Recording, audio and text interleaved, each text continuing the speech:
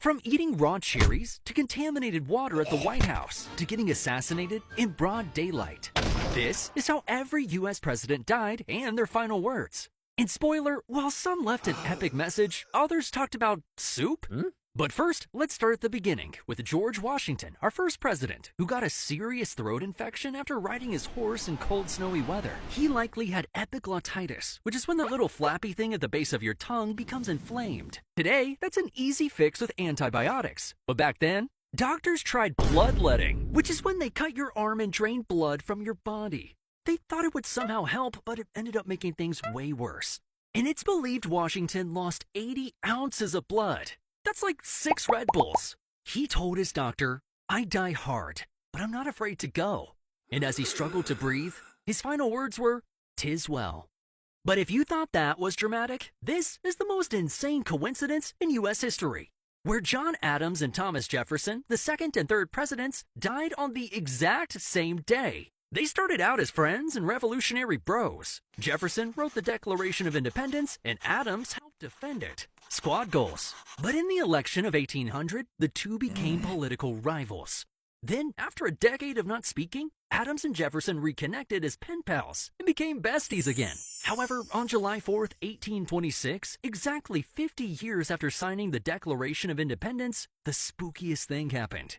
Jefferson grew ill from diarrhea, pneumonia, and a kidney infection. And on the night before his death, he asked, "Is it the 4th?" When they told him not yet, he held on for one more day. And his final words were, "No, doctor, nothing more." Meanwhile, hundreds of miles away in Massachusetts, John Adams was a sickly 90-year-old man dealing with heart failure. Completely unaware that his bestie Jefferson died hours earlier, Adams said his famous last words, "Thomas Jefferson survives." It's kind of crazy that these two, who spent their whole lives being frenemies, ended up checking out on America's birthday. Kind of like our fourth president, James Madison, who almost completed the 4th of July trifecta. Because after dealing with congestive heart failure, the father of the US Constitution was on his deathbed, and doctors were trying desperately to keep him alive until July 4th. But when offered more stimulants by his niece, Madison said, "Nothing more than a change of mind, my dear. I always talk better lying down." Which basically meant he was ready to go, and died on June 28th, 1836.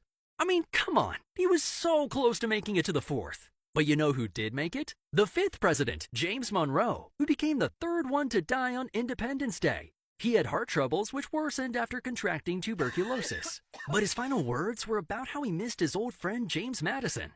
"I regret that I should leave this world without again beholding him." And while most presidents die on their deathbeds, some die on the floor of Congress.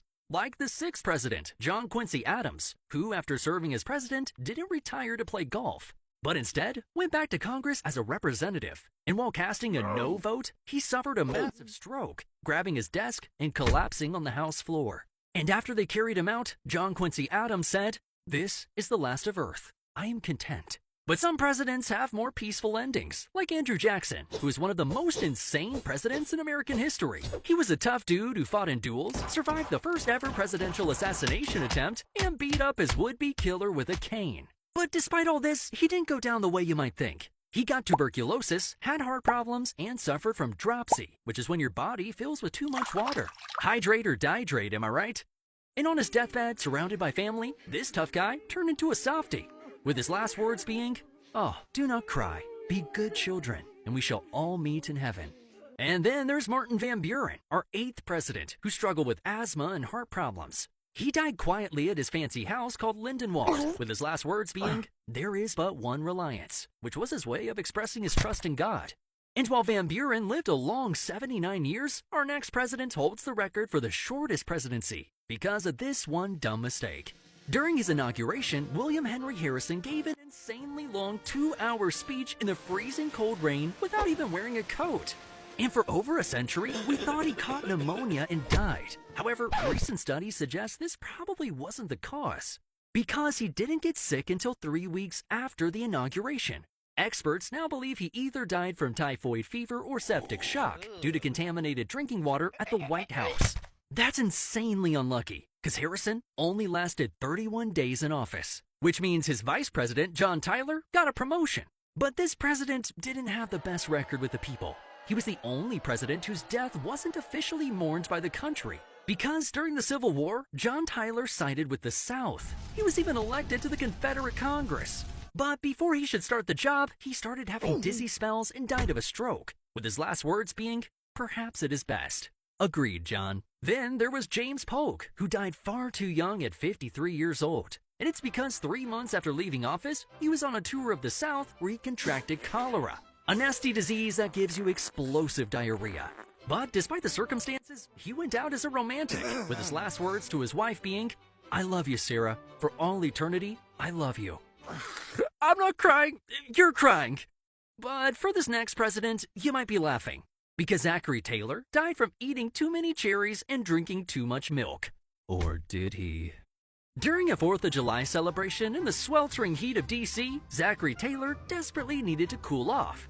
So he ran into the White House, ate a bowl of raw cherries, and drank several glasses of milk. The problem was, food safety was basically non-existent back then, and Taylor came down with gastroenteritis and died 3 days later. However, many believe Zachary Taylor was poisoned, because he was the current president when this went down, and pre-Civil War tensions were rising. But when forensic scientists looked at his body in the 90s, they found nothing fishy.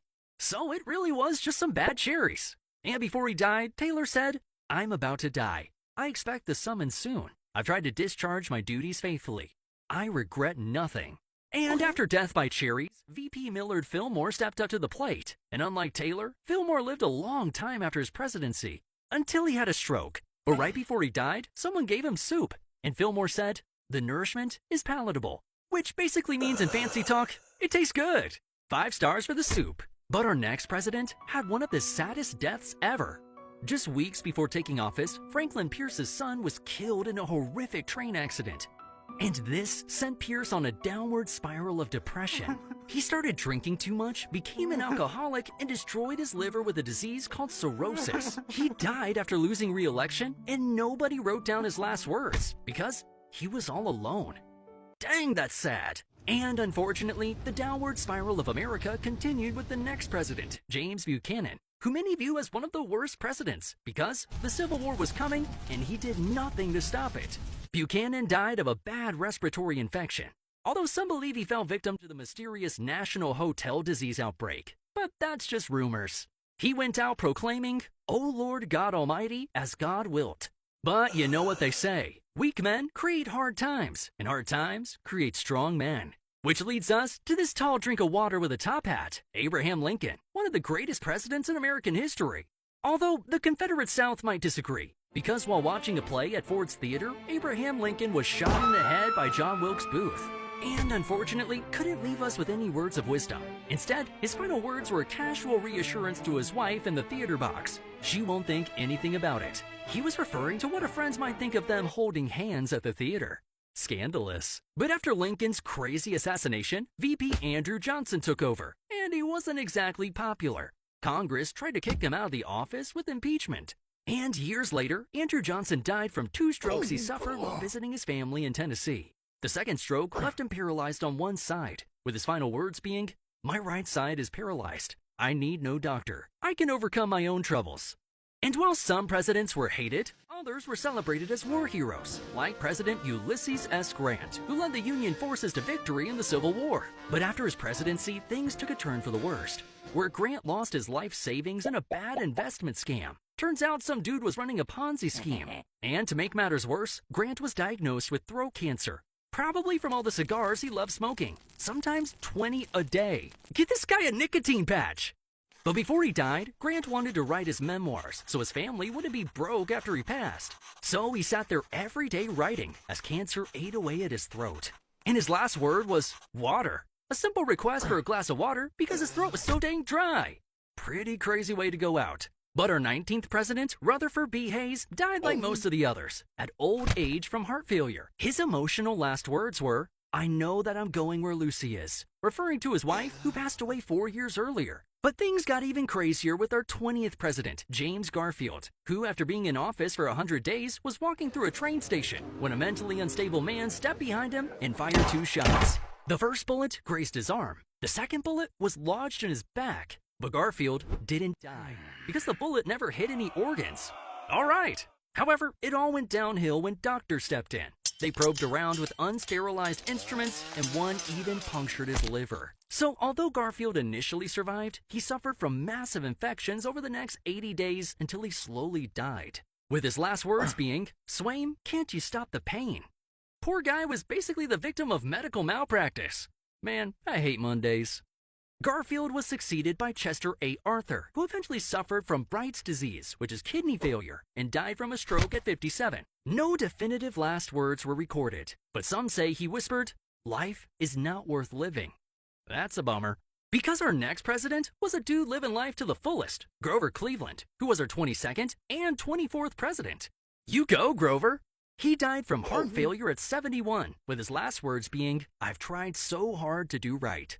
And the president caught between Cleveland's two terms was Benjamin Harrison, who came down with a bad case of the flu, which progressed to pneumonia. And despite good medical care, his lungs failed. And his last words being, "Are there any doctors here? Doctor, my lungs."